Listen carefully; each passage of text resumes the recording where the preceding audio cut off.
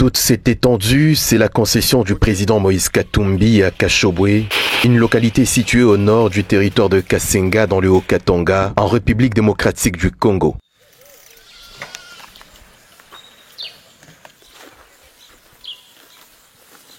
Quelques jours seulement après les élections chaotiques déroulées en dehors de toutes normes prescrites par la loi électorale et même la Constitution, sous une mise en scène de Kadima Kazadi, le patron de la CENI, le président Moïse Katumbi s'est vu encerclé par les forces de l'ordre, lourdement armées qui voulaient restreindre tous ses mouvements dans sa résidence privée. Sur ces images partagées sur les réseaux sociaux le jour même, on voit des hommes armés et les véhicules blindés l'empêchant de circuler avec des lance-roquettes. Comme s'il y avait nécessité, ces hommes ont affirmé avoir reçu l'ordre de la hiérarchie, même si par la suite Patrick Mouyaya Kantembwe va se donner le luxe de contrecarrer la vérité sur des faits aussi limpides qu'ils paraissent. Les chars là autour de chez lui, le militaire, le policier, d'abord les chars, si vous regardez les images, ce n'est pas devant une résidence sur une avenue. Regardez bien.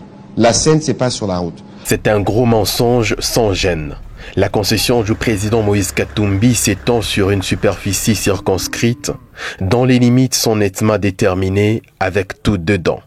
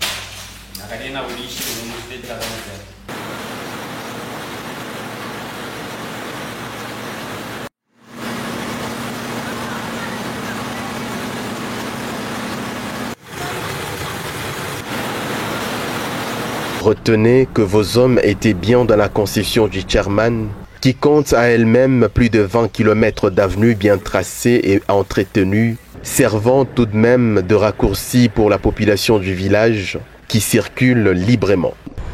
Parce que les images que vous avez vues ne sont pas des maquillages. Nous avons aussi des preuves. Nous avons des images dans nos téléphones. Et d'ailleurs, nous étions sur place. Nous avons vécu cela. Nous avons vu le militaire dans la concession privée du président Katumbi. Ces avenues que vous voyez, c'est dans la concession. De l'autre côté, vous pouvez voir sur le jardin, le Msiri ferme. De l'autre côté, c'est sa résidence. De l'autre côté, il y a sa chapelle.